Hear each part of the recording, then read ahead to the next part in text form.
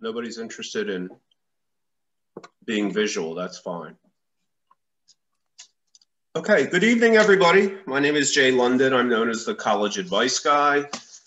This is I call it a workshop for those of you filling out the FAFSA form, the free application for student aid.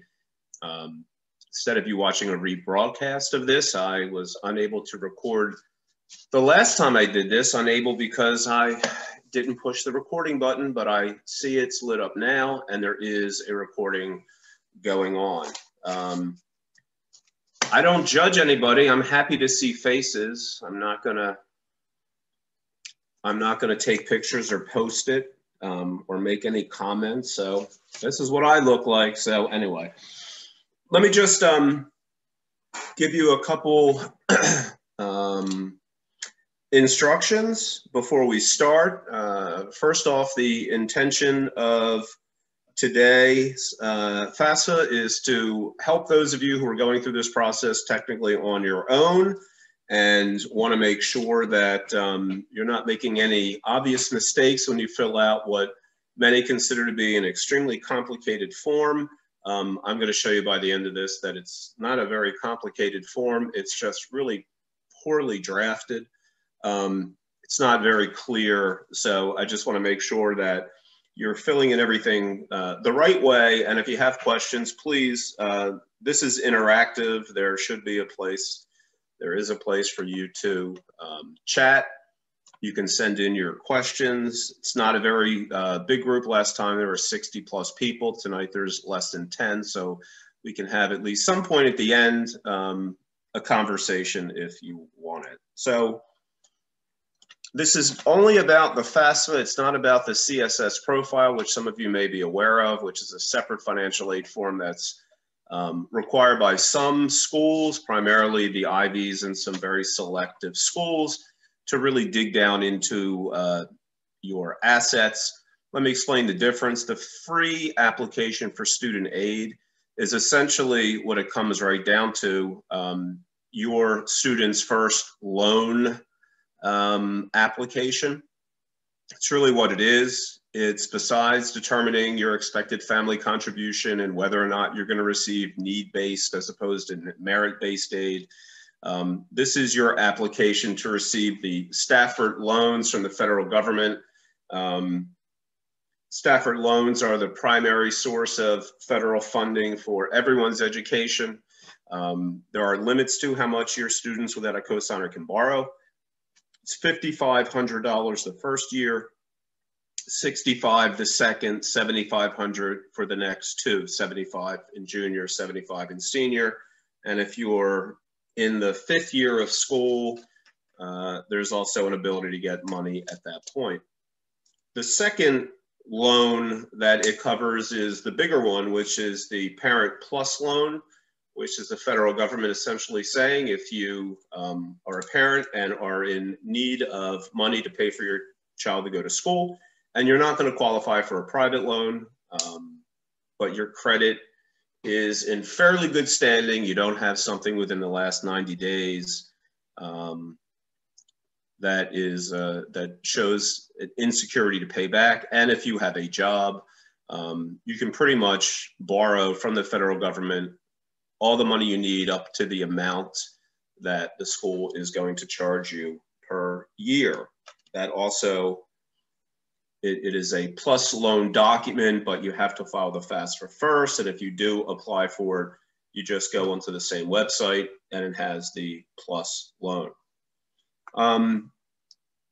Interestingly, I did tell people that they could go through, if they signed into the studentaid.gov and started their FAFSA, they could go along with it, but I don't know, I don't think the website is allowing people to log in or sign in. I was with clients today trying to get into the actual documents to fill out the FAFSA, and we kept getting an error message. That's not uncommon. If it changed since then, that's great. But let me essentially take you through the process of filling out the FAFSA. The purpose, again, of the FAFSA, one, it's your application for a loan. But then what comes out of it is your expected family contribution. So the federal government looks at your income, your adjusted gross income, countable assets, both yours and your students' countable assets, and do a calculation to determine basically what they expect, what a school can expect you to be able to pay for school, not in total, but what you basically have the ability to snatch out of money that you have laying around to direct towards your students' education. It is this expected family contribution, or the EFC, which is then made available to every university and college that your student's applying to. They look at that number and say, okay, if your expected family contribution is $12,000 and our tuition is $50,000, then after you pay us this initial $12,000, how are we going to help you get the additional $38,000? So that's where $5,500 comes in, and then you're still left with a pretty big nut. And if you have an EFC of 0, you get full financial aid through various programs up to certain limits, which I'll tell you about. But your EFC is just a starting point. And the FAFSA is what you use to determine your expected family contribution for the federal government. That's for the federal Pell Grants, the federal supplemental educational opportunity grants, and also for state grants.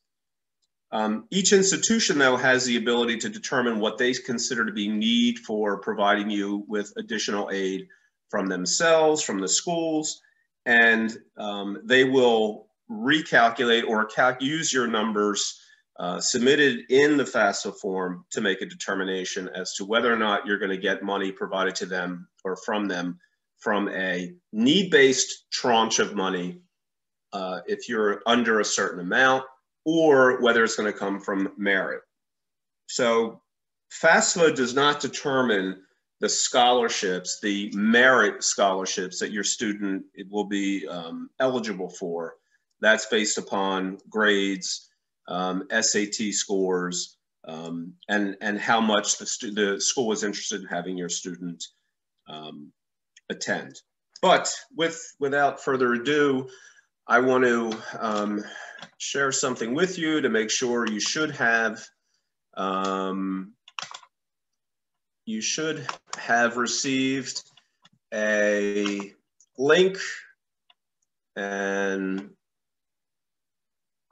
the first link is to this. This is the ifap.ed.gov. This is when you go through to look for studentaid.gov resources. You have right here your FAFSA on the web worksheet, which is 4 pages, which will take you through and explain basically the definitions. And then is your free application for federal student aid form. And when you click on that, that will take you to this. This is what your 2021-2022 FAFSA should look like. It's confusing. People think, well, we're applying to school and they're applying now. Why wouldn't it be the 2020, 2021? Because that's for students that are already in school and are also, are re-upping, that are going in to start school. It's hard to believe 2020 is over, but your students are, if they're seniors, will be applying for school to start in September of 2021. So that's why you're on this form. One of the most important things you have to know about this form, and why I like you to print it out, is because it really tells you in the beginning everything that you need. First question always is, when is this due? I understand I'm applying early action, early decision, regular decision. The applications are due November, January, February. I have to fill out my FAFSA. Well, the actual deadline to file the FAFSA, as you can see on here, it says submit your application as early as possible, no later than October 1st, 2020, right? That's for the last time. This says we must receive your application I mean, no earlier than October 1st, that's when it opened. We have to receive the application by June 30th, 2022. What's interesting is that means in order for you to be considered for federal financial aid for the first year your student's going to be there, it's not really due until that year is almost over.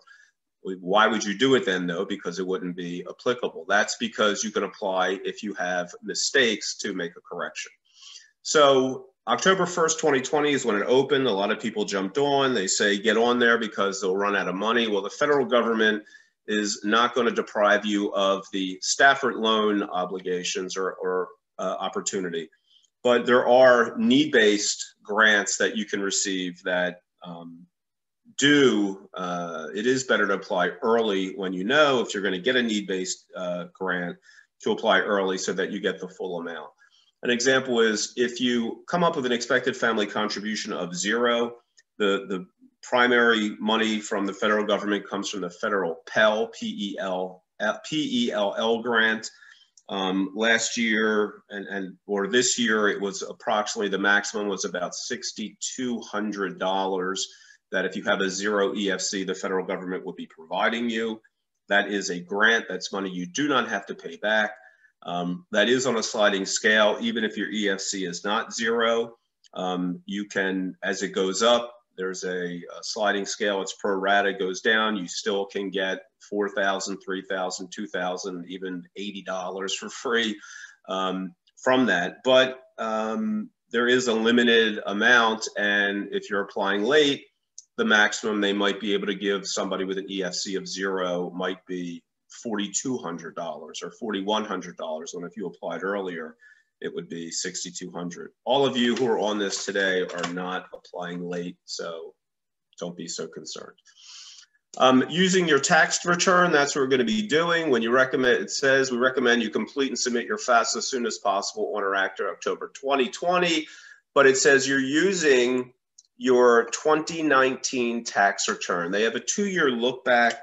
It used to be 1 year, so it would have been, if you're applying 2021, they want your 2020 return. The reason it's 2 years back is because most people have filed their taxes already for 2019. That information is readily accessible. You don't have to be so concerned about transferring your information from your tax form returns onto this form, because you will see when you get to that point, there's something called the IRS data retrieval tool, which as long as you give the IRS permission to transfer the information, they will populate your the financial information that they have available from your tax returns into your application. Now, the good thing is you don't have to sit there and go through it all and look for the lines and fill it in by hand. The bad thing is you still have to confirm the information, because once you fill it in with the IRS data retrieval tool, it simply says information transferred from IRS. So how are you going to know what they transferred? Well, the only way you're going to know is when you receive what's called your student aid report, which comes days after you file your FAFSA. And it will tell you, this is what we calculated your expected family contribution to be. Well, if you make have an adjusted gross of $50,000 a year and your expected family contribution comes back as $30,000, then they transferred the wrong information.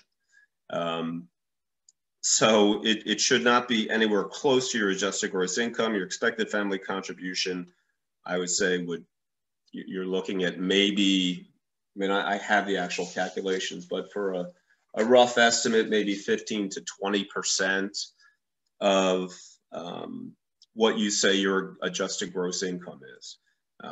Again, most of us don't have 15 to 20% of our adjusted gross income laying around to just throw towards college, but that's what they are, you're looking for as a guideline. So again, if you get a number that seems crazy high and you might not have seen it before, but if you go, there's no way it can be close, that's when you need to contact both not the FAFSA people, but the schools that you submitted the FAFSA to.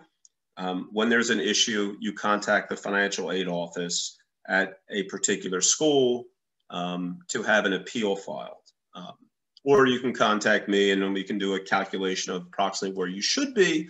You can also do it on a net price calculator to see where you should be, but it still makes it easier. Let's get the form filed. And that's it. So as you go through, again, if you have questions about, you know, why am I answering these questions? It tells you right here. It says, you know, you calculate expected family contribution that measures your family's financial strength and is used to determine your eligibility for federal student aid. Your state and the college you list may also use some of the responses to determine if you're eligible for school or state aid. Once you finish the FAFSA, or actually I think they changed it this year in the beginning, it might say, are you going to want to apply for state grants? Remember, we always want to apply for grants, whether we got them or not, get them or not, because it's free money.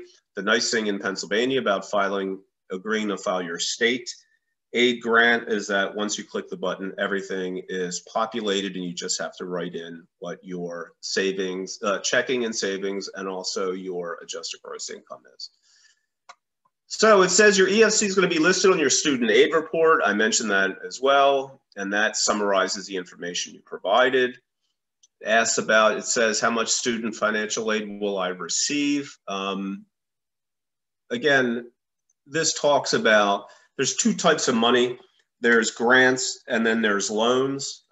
Grants are basically what you refer to as scholarships. Loans are money that you have to pay back. I can talk later about sources of loans, but for the purpose of the federal government, that's the Stafford loan, the $5,500 that I mentioned in the beginning. Depending upon how much your income is, you may get a subsidized Stafford loan, which means the interest, while your student is in school, the interest that ordinarily would accrue is paid for by the federal government. So you're not having an increase in what your principal is. The non-subsidized or unsubsidized loans, interest will accrue while your student is in school, just like if you had a loan at a bank. Another question that always comes up is, when do I have to start paying these loans back? It's not until after your student is less than a full-time student at school, or actually, I think payment is 9 months after school starts. It's usually 6 months to 9 months after they graduate or stop being a full-time student. Okay. So I just wanted to bring this to your attention because a lot of the questions people have, and the main question people always say is, I make too much money. Do I really have to file this financial aid form? Well, my answer is always, you don't have to do anything. But filing your FAFSA, and by the way, it does have to be filed every year. Every year, your student has to file the FAFSA, and the funny thing is your student will get into college and start school at the end of August, beginning of September, and then October 1st of their first year, you got to file their FAFSA again for the next year. Why is it important to file your FAFSA? A couple things. One, again, it's an opportunity, even if you didn't think you or expect to borrow money, with the interest rates that the federal government is offering now, at least at this point, it's, you know, might be an opportunity for you to borrow that money at a low rate while you can use your money elsewhere and make more than what you'd be paying for it. Secondly, it is in your student's name only and gives them some skin in the game and makes them understand that what they're going to be doing in college is real. So, all right, here we go. So this is what you have to pay in mind. The biggest mistake people make on the FAFSA is that you as the parent are filing it. You're putting it out, and believe it or not, they write it in such a way that it makes it hard to understand. Make sure when you're answering questions, you are, whether you're in the student or the parent section. So the student section, this is pretty good. Shouldn't be too hard. I see mistakes here too. I actually had a student have their name spelled improperly, not paying attention. Last name, first name. Here's a question, your permanent mailing address. This is a question that I get all the time from parents who are divorced and they have shared custody and they want to know, what permanent address am I using? Well, it says the permanent mailing address. If the student's receiving mail at a particular house, does that mean that they're definitely living there and that's who has custody primarily? No, it doesn't. It just means that's where they're going to be getting their mail. If you're living in the same school district, it doesn't matter which address you use, just make sure you're consistent and having a permanent mailing address. How do we determine which parent is going to be filing? The regulations say that, you know, honestly, if it's 50-50, then you have joint custody. Only one of you has to file the FAFSA. You know, most of the time it's 50.1% to 49.9%. And then you can do a determination as to who provides most support. And that's for you to determine. And remember, this is based on adjusted gross income. The lower your adjusted gross income, the lower your EFC is going to be, the more likely it is that you will be eligible and qualify for need-based financial aid. But I'm not in your household. I don't know how that works, but when I work with my clients, it's usually pretty easy to determine, but you're in the same school district, pick a permanent mailing address, and that's fine. Be very careful when you pick your state. When you go down for PA, the big mistake people make is Palau comes up because they put in PA and you don't live in Micronesia. Make sure you're not applying in Palau. It'll come up. You won't be eligible.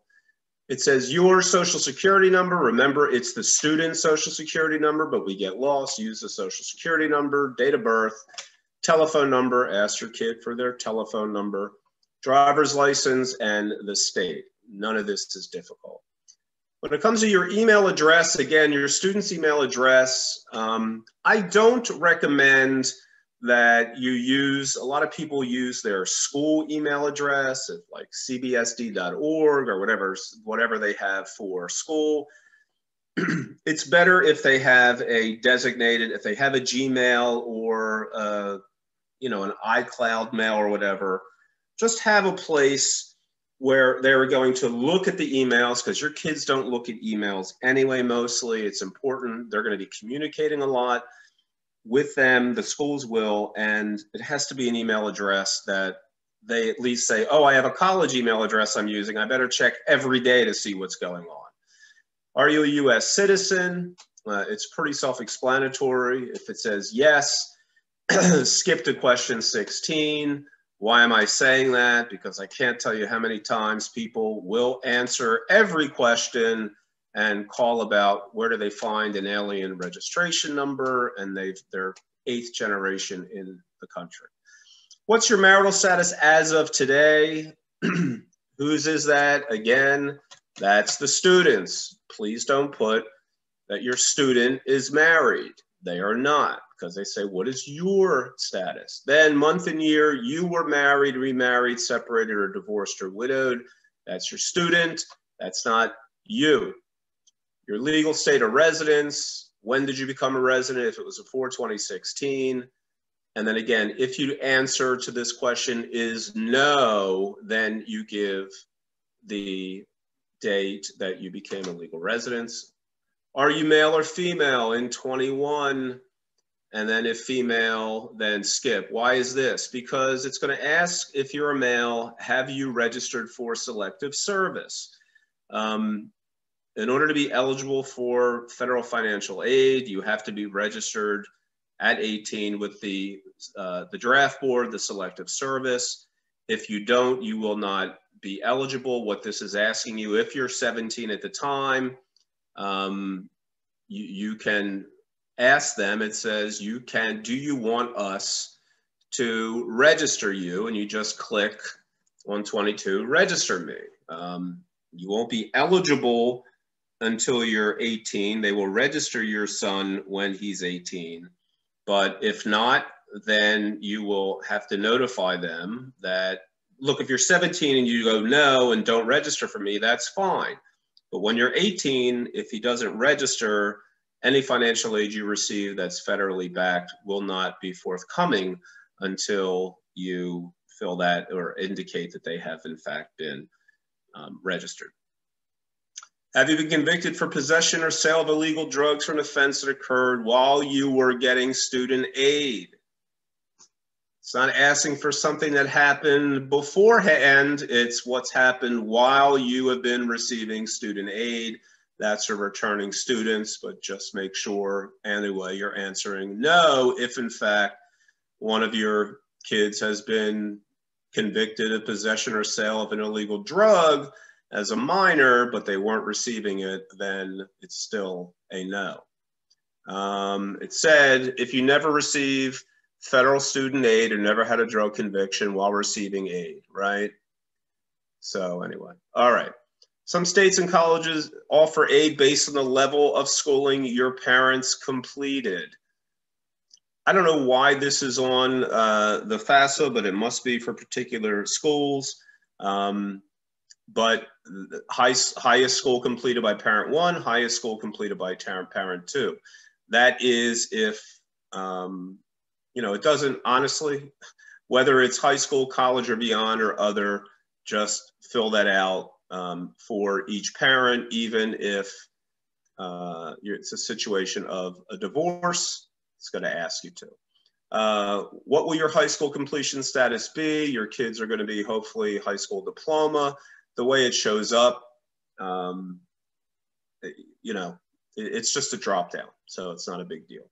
If you're GED, it tells you to skip to question 28. If you're homeschooled or none of the above, skip to question 28 because you're not going to have a name of a high school. By the way, it's important when you're looking for the high school name. They have particular ways. Sometimes your high school won't show up, like Central Bucks, for example. People go CBE, Central Bucks East or Central Bucks West, and sometimes it doesn't show up, and you have to put Central Bucks High School West or North Penn High School. So just make sure that you do it that way. They will not have their first bachelor's degree, I don't believe, so you click no. What will your college grade level be when you begin the 2021-22 school year? Most of them are never attending college and first year undergraduate, but you can see that every year when you file it, this will change. And you can see fifth year or other undergraduate. Most people are surprised when they go, what's a fifth year? Well, don't be surprised because nationally, we have about 36% of all students graduate in 4 years.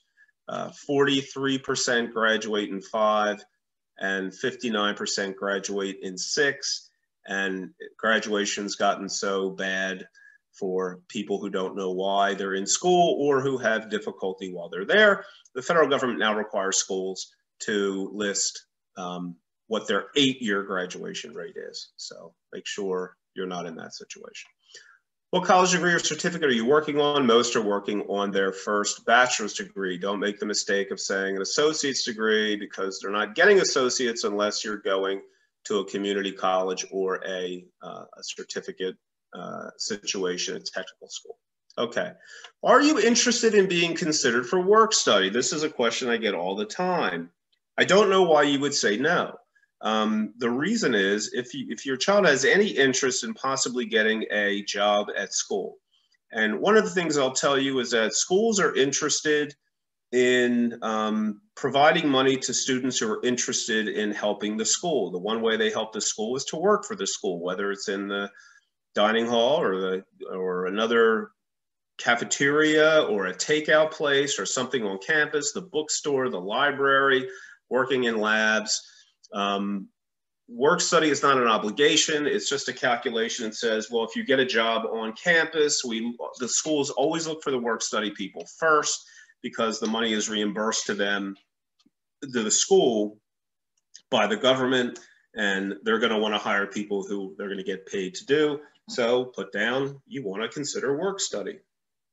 Understand there's a limit on work study. There's not as far as how much they can make. That money does get paid directly to your student while they're in school. So they have a little spend money. There's a reason for you to tell them you're not sending them more spending money. They can make money on their own. But again, if you're working for the school and then you're looking later on to try to save money by being a resident assistant and having your room and board paid for, being a tour guide, working in a particular office, an internship that's through the school, that's the way you network, okay? All right, so still it says step 2, student, answer questions 32 to 57 about yourself, the student, right? So for 2019, as a student completed an IRS income tax return, a lot of people have their kids file tax returns. You really don't have an obligation if you make less than $6,000 a year. But if you do and you've completed your return, then that's fine. They're not obligated if they made less than that, but if they did, then put down that they did it. If they're not going to file or didn't, then you just go to question 38. But it says, what tax form did you file? Most kids would have filed a 1040 EZ. I think that's an option when you go through on the drop down when you're there. Then your tax filing status. Again, just make sure this is for the student. If they didn't file, then you skip to 38. Here's one of the meat questions that comes down. We get to you as well. It says, what number 36, right? What was you and your spouse's adjusted gross income? It tells you what line it goes from, line 8B, and what's your spouse's income tax. This is would all get transferred by the IRS data retrieval tool, okay? The thing that's not, even when it's down to the parents, that's not transferred is question 38 and 39. How much did you earn from working in 2019? And how much did your spouse earn from working in 2019? Now, there's a specific definition of earnings from work as opposed to just income. It says earnings are wages, salaries, tips, etc. That's line 1. If you have a W-2, it's under that thing that says wages, salaries, and tips. If you're on your IRS data form 1040, it's line 1 plus schedule 1. It says, and then it says lines 3 plus 6 plus schedule K1 on your IRS form, right? And it says if your individual earning is negative, don't include them in your calculation. So the difference is if you are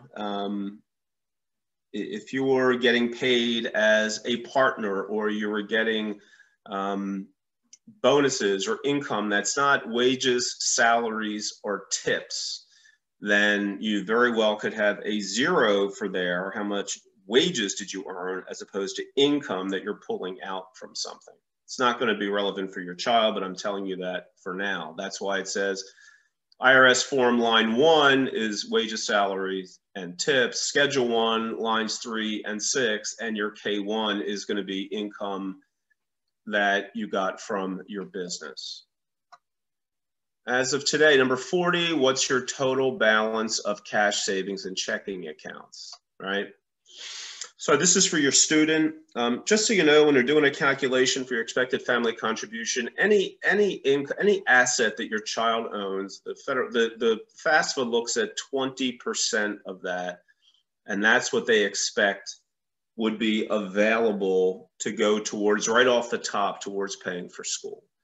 If it's a parent asset, if it's money that you have in your account, they look at less than 6% of that, which is why it's always beneficial for your kids not to have a lot of money in their name and to have it in your name for purposes of federal financial aid. It also says, as of today, what's the total current balance of cash savings and checking? A lot of kids are really proud. They have money in their bank account. Again, it does them no good now if they're not going to have it then, right? So the form says, as of today, what's your balance? How much money do you have? But if they're saving it for school, or they're going to be, if they have money going in and out, you have to, it does say, what's your current balance? But if they spend all the money by the time they get to school, or it's money that just goes in and out, or they're saving up for a PS5 or something, then by reporting that you have that money now, although accurate, you then are going to have to go back and tell the financial aid office later that, gee, we've had a change in circumstances and that money was only there temporarily. So you want to have, again, unless there, you know, if there's a significant amount of money in your kid's account, you know, you can talk to a financial planner as the difference between having 20% of it calculated against them or 5.5% calculated against them. But again, if it's money that they save for purposes of paying for school, then you have to be accurate and tell the school that this is the money that you're going to be paying towards it, so that they're not going to give you money in place of the money that you have. So, you know, if today's not a good day to file your FAFSA because there's a lot of money there that might not be there, then don't file it today. What's the net worth of you and your spouse's investments, including real estate? Most kids don't really have investments. They don't really have real estate. The definition of investment, though, is if they have a rental property, and that rental property has to have a separate unit. If there's a trust fund that they have, an UGMA or an UTMA account, money market funds, mutual funds, CDs, stocks, stock options, bonds, other securities in their name, then that's an investment. It says it also includes qualified educational benefits or savings accounts like 529 college savings plans and refund value. But I will tell you that I want to make sure that I was clear about UGMA and UTMA accounts, okay? If you have an UTMA or an UGMA account that the parent owns, then that's their asset.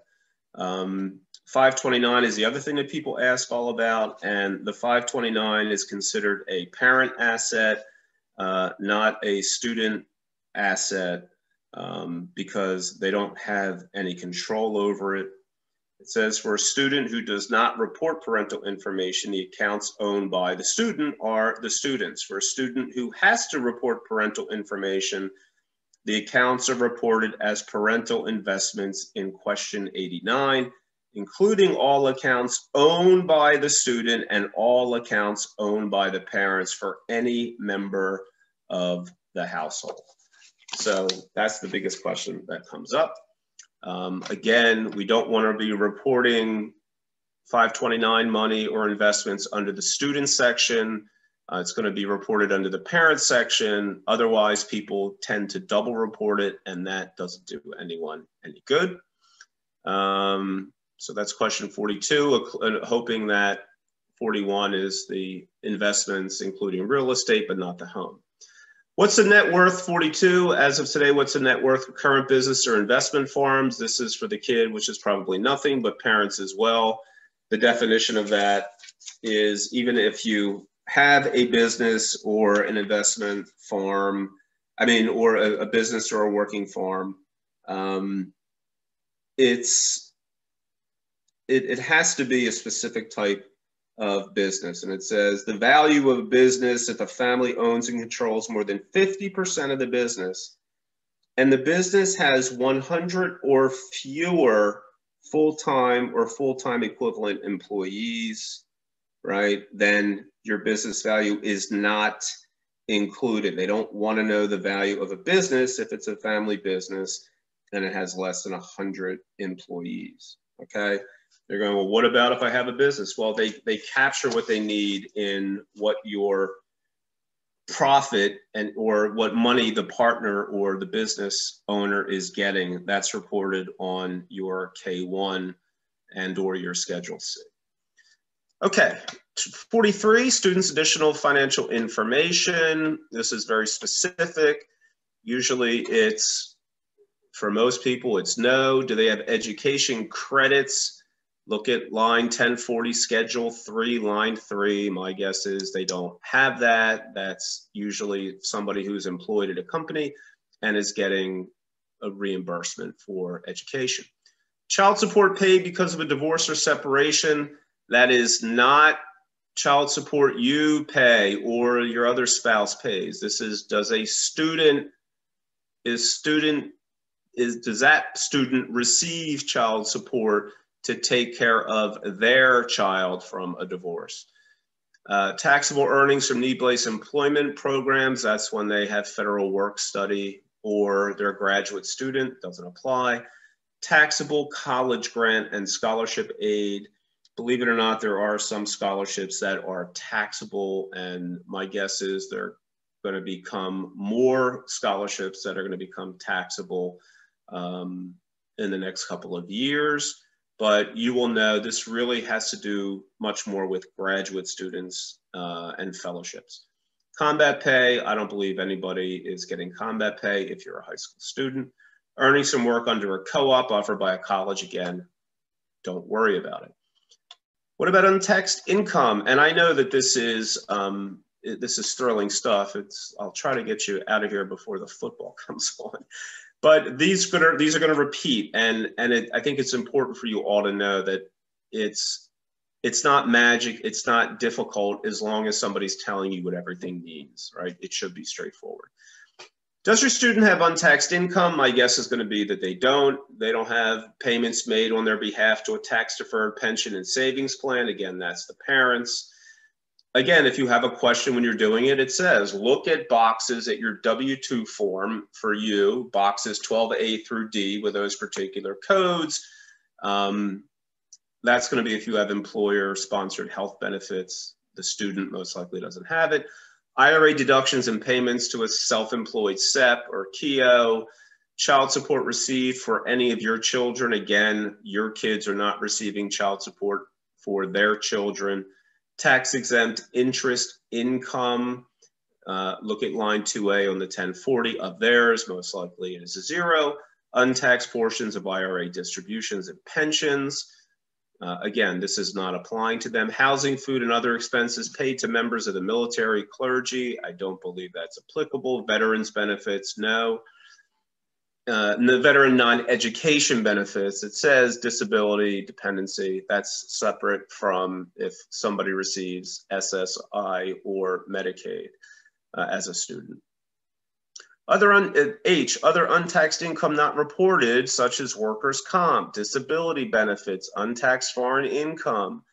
They don't have that, hopefully. They wouldn't be getting most likely workers' comp or disability.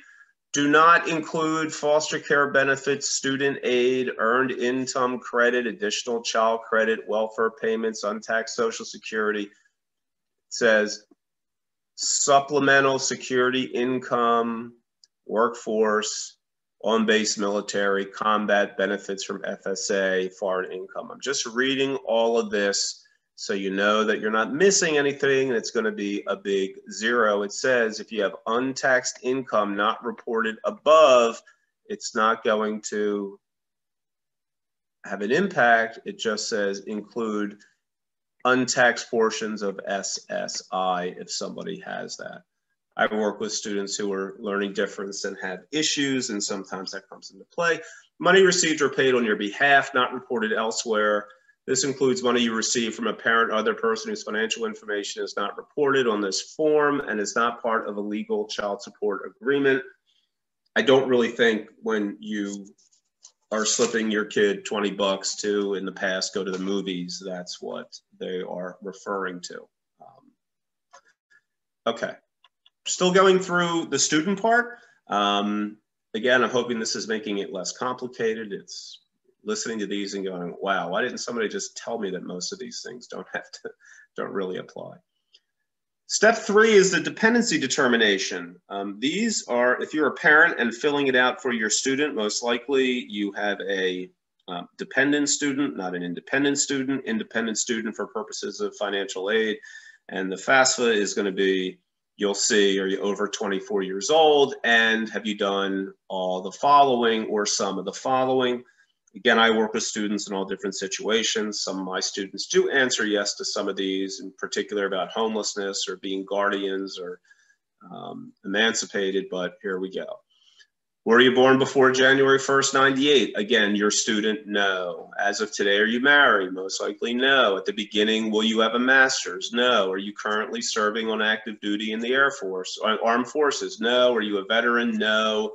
Do you now, or will you have children who get half their support from you? Hopefully that's no.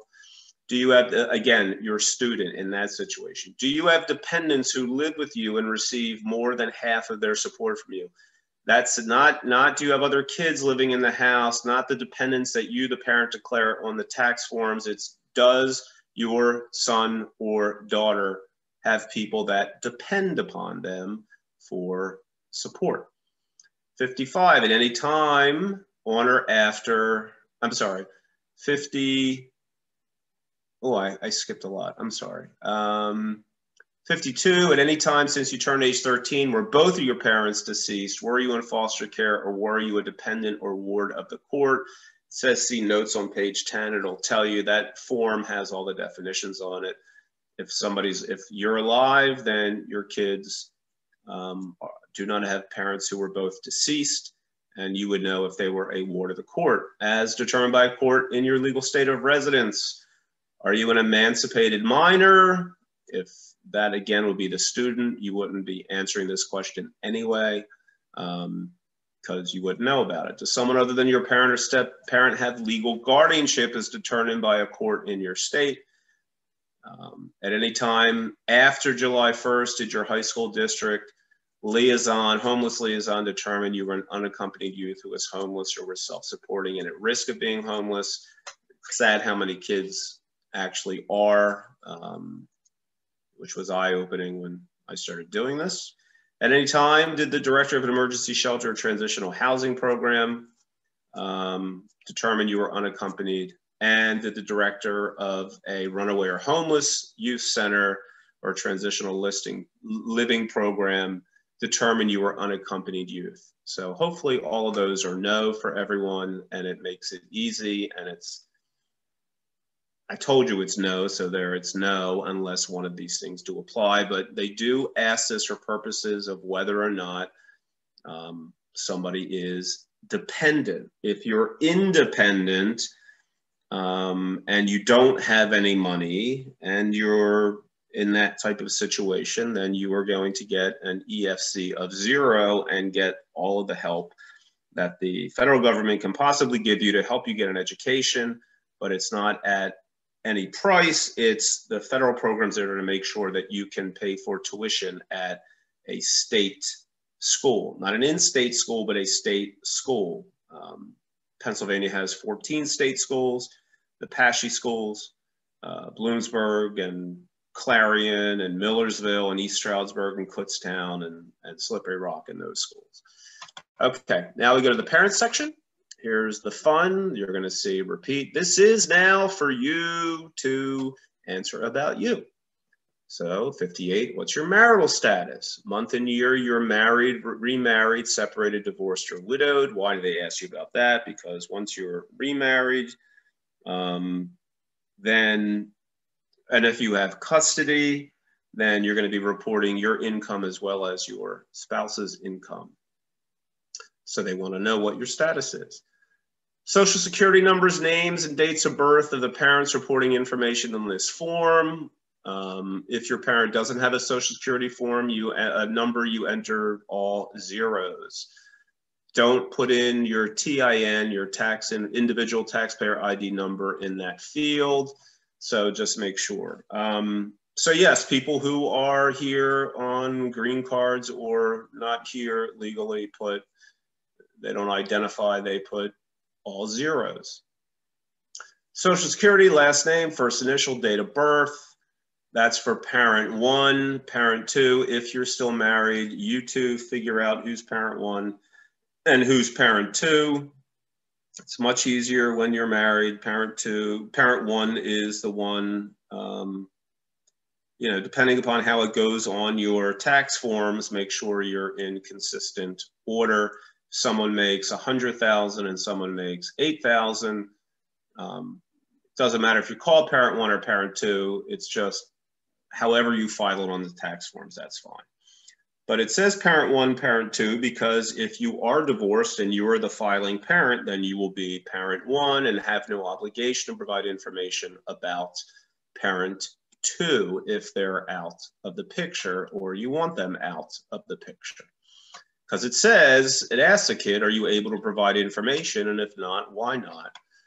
So your socials, make sure you get socials and names right, 60, 61s, all the way through 67. Your parents' email address, decide which email address you're going to be using for communications. It's for purposes of FAFSA. You won't be getting a lot of communication from FAFSA. You will be getting your student aid report, which is important. But other than that, they're not really going to be. They'll text you. I mean, they'll email you if there's something that was missing, or you know, at a situation where a student, because of COVID, dropped down to half time and didn't complete the FAFSA, and then the financial aid office was notified that the FAFSA wasn't filed, and then they contact them. So use a good email address, something that you're used to looking at. Your parents' legal residence, when you became a resident of the state, when it began, how many people are in your parents' household. Again, look how stupidly this is written. This is the parent asking you, the parent who's filling it out, about your parents' household, but it's addressed to the kid. So how many people are in your student's household? Can't tell you how many times people go, you mean I got to tell them about my kid's grandparents, my parents' household? No, it's your kid is answering these questions, how many in your household? So yourself is your student, your parents' other children. Says, even if they don't live with your parents, if your parents provide more than half of their support, or the children could answer no to every question in step 3, that's if they are homeless or a ward of the court. So basically, it's how many people are in the household. This is a different question than the number of dependents on your IRS form. It's determined differently. It means a different thing. People ask me when they're divorced, well, he takes one kid as a dependent and I have another kid who's a dependent and we share them. They want to know how many kids are there. And again, if it says more than half of their support. So you can have one dependent on your tax form and 2 dependents in your household, if that's accurate, okay? How many people in your parents' household between July 1st and 2021 and 2022 are going to be in college? Most of you, it's going to be 1, unless you have twins, which I work with a lot, or triplets. And so put down how many. At any time in 19 or 20, did you or your parents or anybody else get benefits from any of the programs listed? Medicaid or SSI, SNAP benefits, free or reduced price school lunch, temporary assistance for needy families, and WIC, or special supplemental nutrition program for women, infants, and children. Interestingly, because of COVID, a lot of people who ordinarily would not get free or reduced lunch have free or reduced lunch available at school. So why not put down that you received free or reduced price lunch, because you technically have been provided that. If it changes, then you notify them next year that that has changed. Again, remember, it's at the time you're filing this. If your answer to question 58 was unmarried and both legal parents living together, it says then contact for help with the questions, right? That's if you have cohabitation.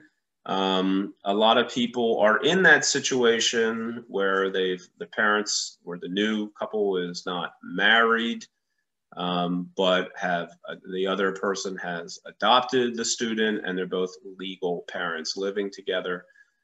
That's when you ask for questions. Otherwise, it's on to what we talked about with your student, except it's for you. Have your parents, not my mom and pop, not grandmom and granddad, but you, parent or parents who are filling this out, have you completed the income tax return? Hopefully you have. You put my parents already completed. Will income tax return, which one did they do? Put it down. It's a 1040. Even if you have a business, you had a 1040. You also had a Schedule 1 and a Schedule C and a Schedule K, but that's not required on this. For 2019, what is or will be your parents' filing status? Put in whatever it was as of today, or is either or both of your parents a dislocated worker?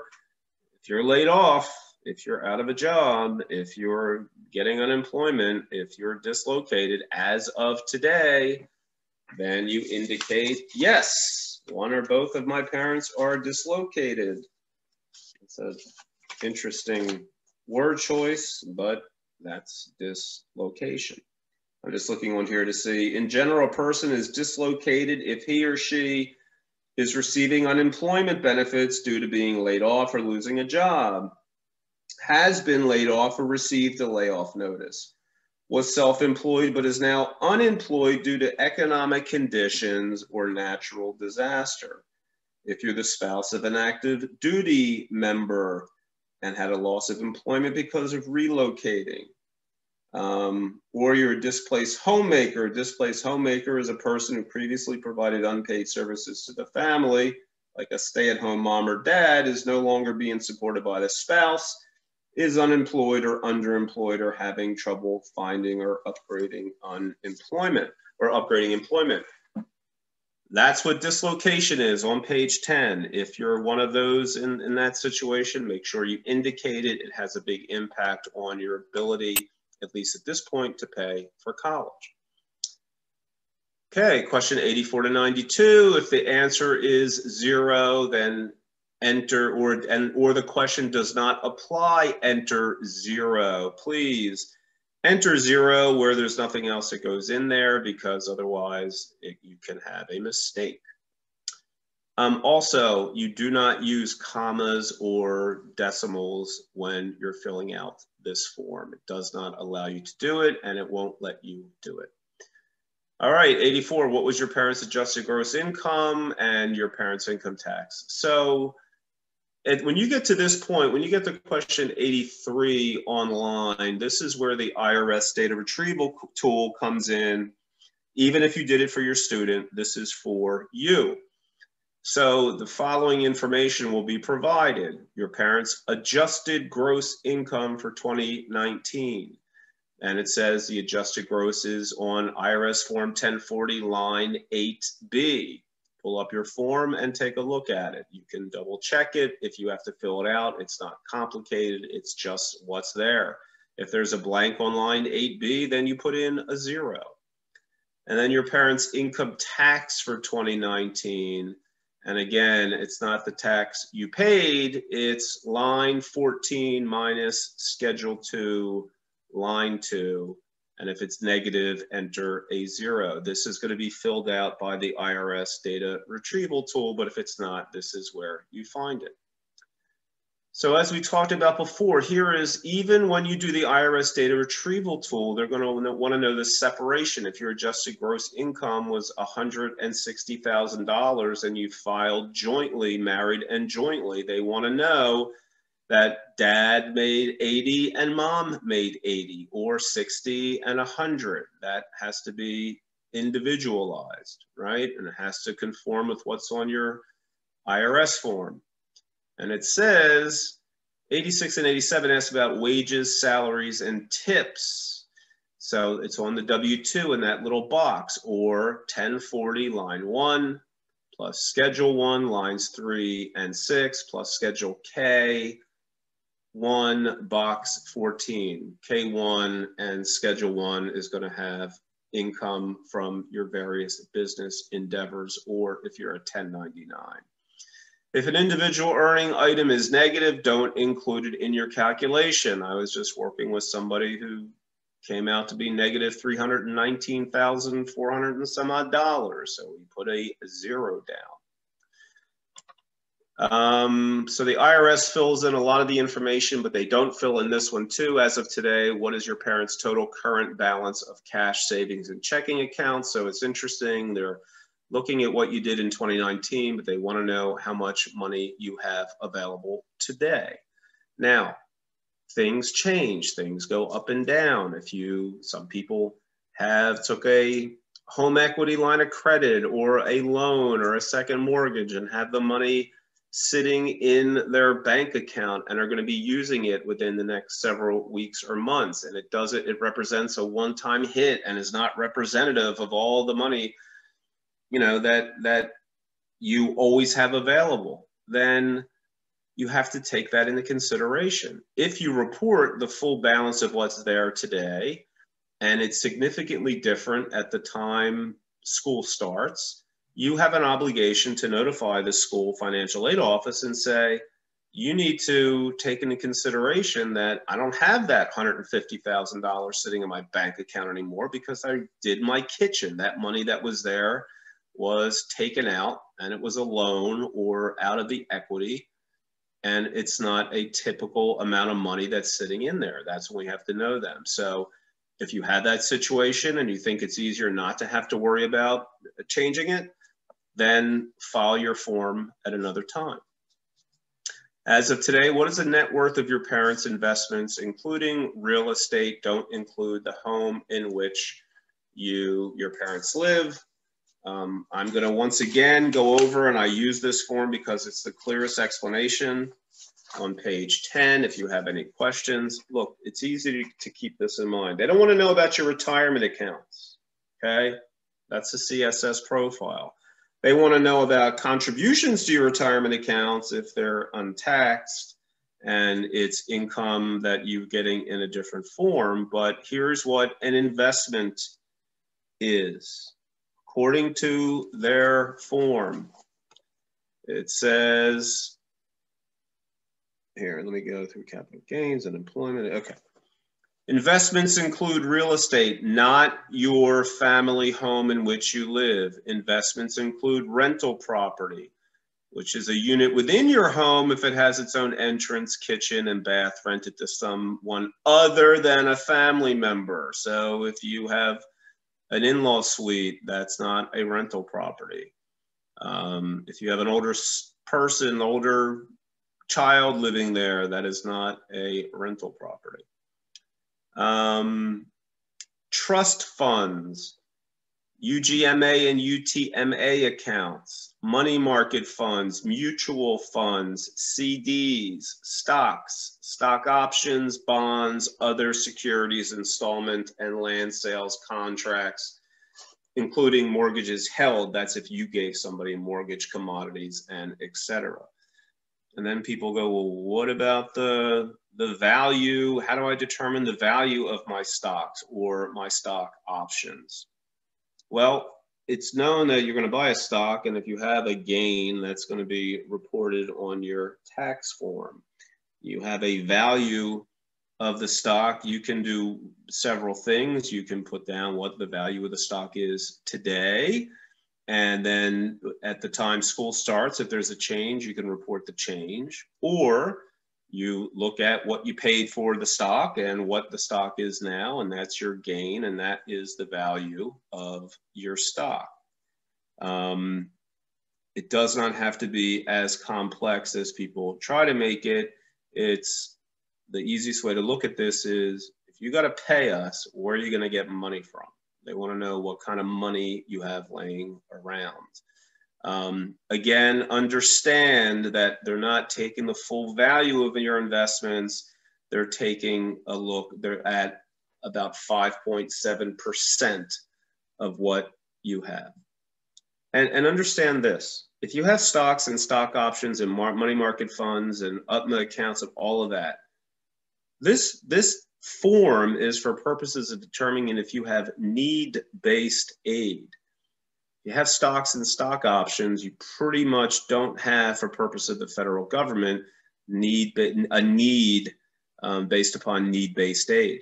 It doesn't mean that when a school looks at it, they might have a need basis of $200,000. They may give full financial aid to kids like Ivy League schools to kids up to a certain $250,000 financial aid without loans. But in general, you can't sweat the actual value of your stock or stock options because it's not going to have a significant difference. Once your expected family contribution is in excess of what school is going to cost, then you don't have to worry about qualifying. Investments, as I said, as parental investments also include qualified educational benefits, Coverdale accounts, 529 college savings plan.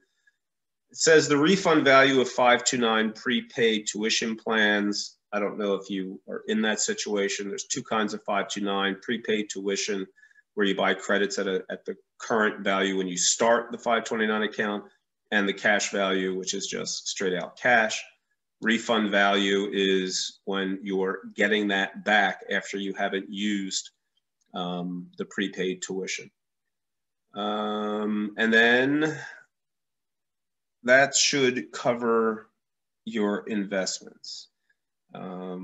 Just remember, it's better in your name, in your possession than your child's. Money received or paid on your behalf is distributions to the student from a 529 plan that's owned by someone other than you or your parents. And that was reported in 44I, which was the student section that said, did anybody give you any money? So if grandmom and granddad gave a 529 but haven't given it yet, that's not a distribution until the year after when they've actually been there. Investments do not include the home you live in, the value of life insurance, ABLE accounts, 401ks, pensions, annuities, retirement annuities, non-education IRAs, KEO plans, or cash savings and checking already reported in question 88.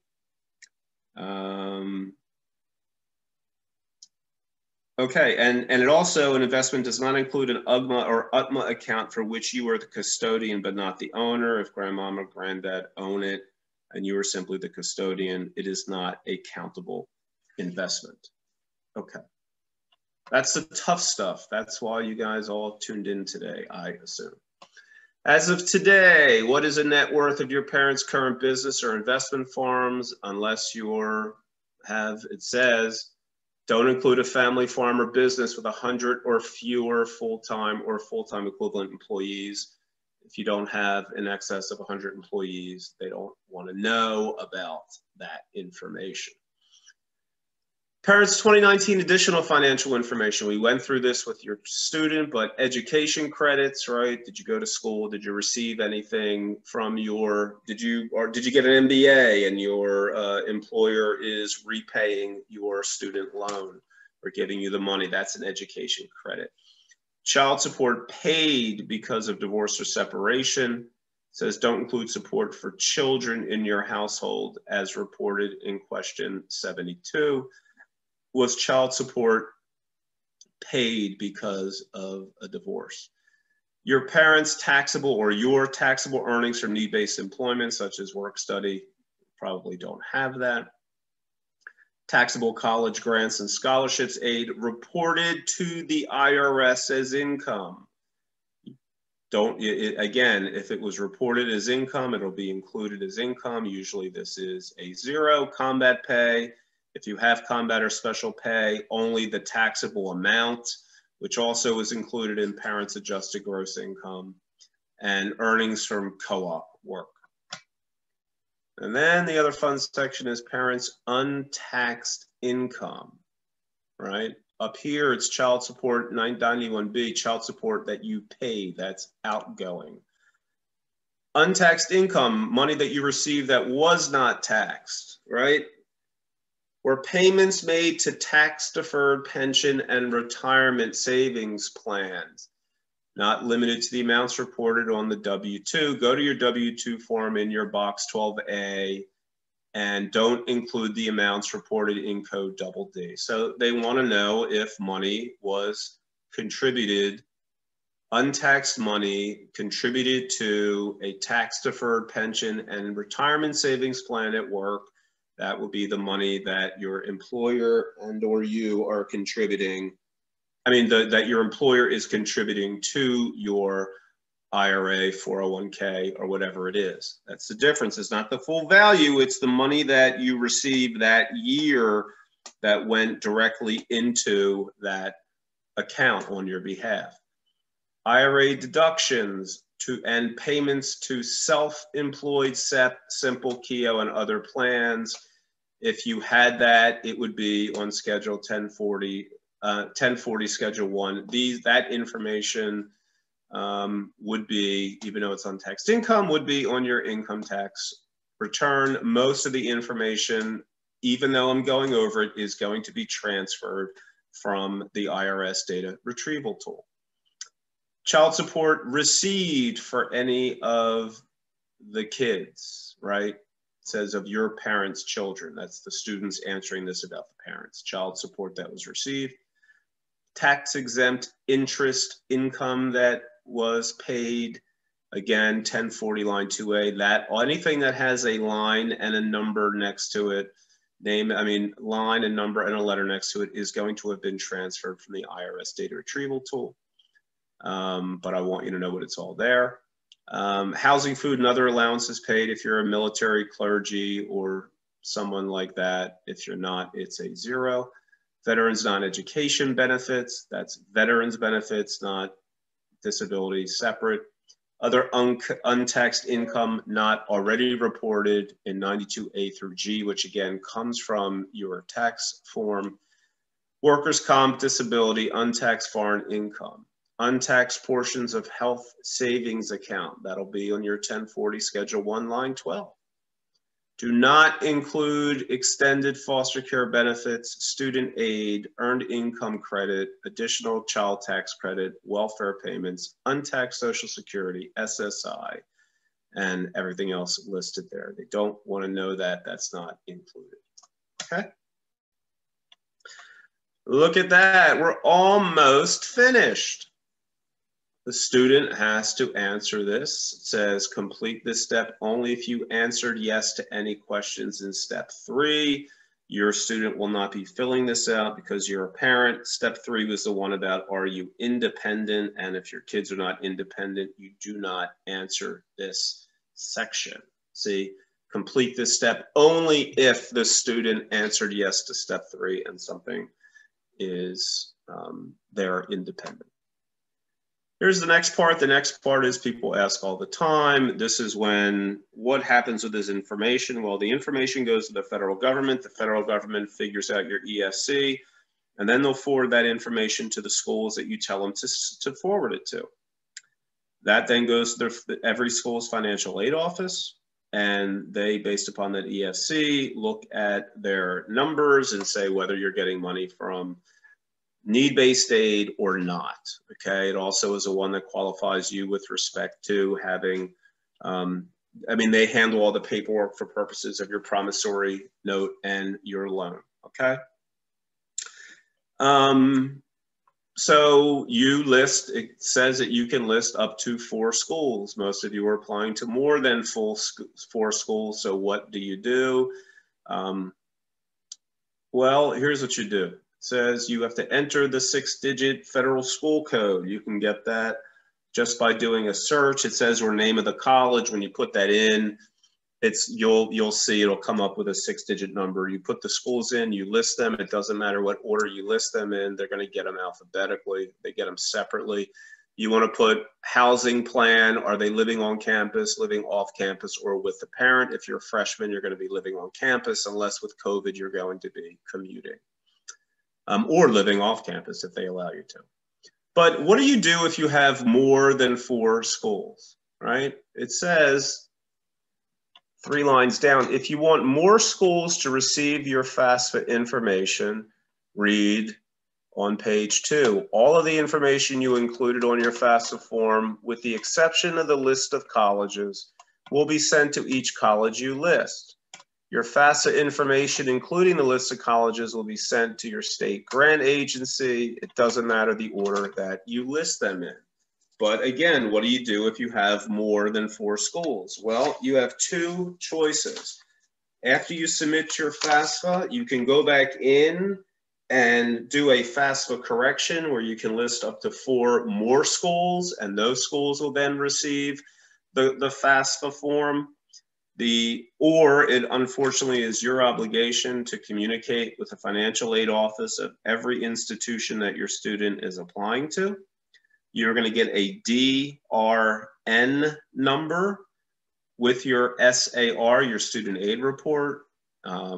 That's going to be the identifying number of the financial aid form, the FAFSA form that you filed, and you're going to communicate that number to, for example, Penn State University, if you decide late, or they're number 5 on your list.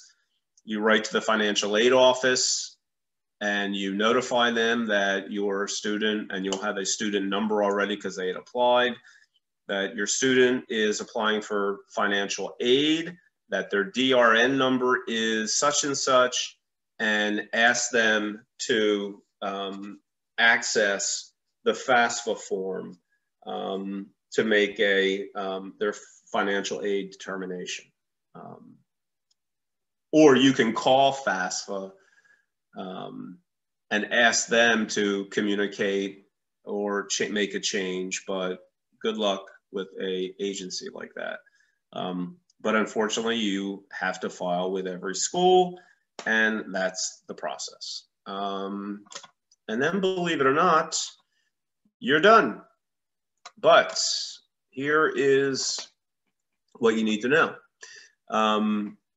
When you file your FAFSA form, both you and your student have to sign it in order for you, and electronically for you and your student to sign it. When you start your FAFSA, or at any time up to this point, it's going to ask you for your FSA ID. That's when you're going to have to, both you and your student, one parent, and the student, have to each have separate IDs. It says, do you want to apply for an FSA ID? You click yes, you do. And then it'll ask you questions to create an account. You'll pick a username and a password. You'll answer 4 security questions, and then you will submit it. And once it verifies your information, you will have a verified FSA ID, and at the very least, a verified username and password. Once you have that, you then will be able to use that FSA ID to sign and submit your forms. And once you do that, you will get confirmation, and that confirmation actually should have your DRN number on it. And believe it or not, you've now completed the FAFSA. I know that was exciting. Is it exciting for everyone? Let me see. I do have a chat. Can I confirm that we only need to report one parent's financial data if divorced? I can confirm it. You only have to report one parent's financial information if you are divorced. You can look it up if you want on the form. It says it on the form. You can look it up. Who fills it out is determined by what we discussed, what your custodial arrangement is, and based upon who is the primary support for the student. But you do not, because here's the situation. There is no obligation on behalf of any parent to pay for their student to go to school. None, 0. Once they're 18, you have no obligation to provide them you don't have an obligation to provide them with any additional support. So, whether if you live with one parent or you live with the other, who they live with, who's going to be the primary provider, that's what information they're interested in. But if you're divorced and you're sharing custody and somebody gets remarried and you're still in an arrangement, then that remarried person is going to have to report the additional spouse. So hopefully that answers that question. On here, on the form that you have, it does answer questions also about who has to, I've been doing this for a long time. I have parents who are just unwilling to supply any information. It's not every situation where there's a divorced parent is still in the life of their child. The child is filing this form. They are not required to go and hire a private investigator to go find their father or mother who don't want to be a part of their lives. There's no requirement because they're not going to be involved.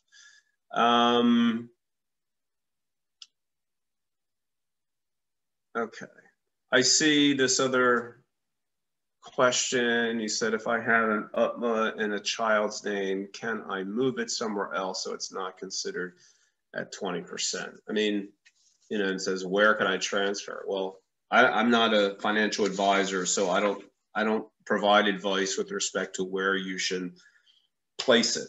Talk to your financial advisor to see how else or where the best place to put that money is for that purpose. As far as it being accountable asset, I just go back to the definition. It says, here, let me find it. Investments do not include UGMA and UTMA accounts for which you are the custodian, but not the owner. So hopefully that answers that question. If you're involved but you do not own it, it does not get reported as your investment. And the other one says, when it says investments include UGMA and UTMA accounts, they are, again, and that would be, if you think about it, it's a uniform gift to minors, right? But they don't have access to it, and they don't, depending upon when they do have access to it, it's going to be considered a parent investment. So hopefully that answers that question. So hard when I don't see everybody's faces, but that's essentially what I wanted to accomplish. I hope that you found this to be informative. I know it's an hour and 23 minutes. I don't want to leave anybody confused. Please know that if you have additional questions, you can always email me or text me if it's a simple question. If you feel that you need, if you have to do a CSS profile for some of your schools and you want additional help with that, I am available to work with you for that as well. But the most important thing I want to leave you with is don't be confused and don't leave questions unanswered. There are people like me here to answer your questions. When it comes down to, I will say this, when it comes down to where you should be holding money and how do you, I'm not a financial advisor. I'm a college financial aid advisor as far as telling you how things are done. You want information as to what loans to take or where to get loans or what the impact of it is, that's fine. I'm happy to tell you basically about that. Where I primarily work with people in keeping the prices down and getting the money up is when I work with you earlier than now when you're doing the FAFSA and making the determinations of the best place for your child to go to school based upon all the information that we know about them and what schools are looking to purchase as assets. But hopefully you found by going through this that it's not as complicated as it seems. Again, when it comes to the point of shifting assets around for purposes of lowering your expected family contribution or EFC, keep this in mind. It's primarily based on your adjusted gross income. If you look at chart or you want to do a calculation, you can do a net price calculator or an EFC calculator to see what impact changing your assets around are going to have. You're going to find that unless your adjusted gross income, which is what they're looking for, is in the need zone or close, then moving assets around to have an impact on your EFC is not going to have a significant difference. It just isn't. You're not going to, as far as getting that federal money and as far as developing need or establishing need for each school, before you move anything, I would talk to each school and ask what their need-based cutoff is. It's just a lot simpler than you're not playing guessing games. So anyway, okay. So I want to thank everybody for joining. If you enjoyed this or like the information, please like and share my Facebook page. My website is available. I'm here again. Feel free to text me. My initial consultations are always free. And good luck with the process. If you look at my website, you can see other ways in which I'll be able to help you. But I'm always here to help. So be safe. You're welcome. Be safe out there, and make sure you enjoy this weather. And as I always, and please feel free to join me on Wednesdays at noon. Wednesdays at noon on Facebook, I do about a half-hour live to give you updates on what's happening in college. It's changing all the time. And I always sign off by saying, make sure as you go out each day, make sure to be kind. Have a good night, everybody.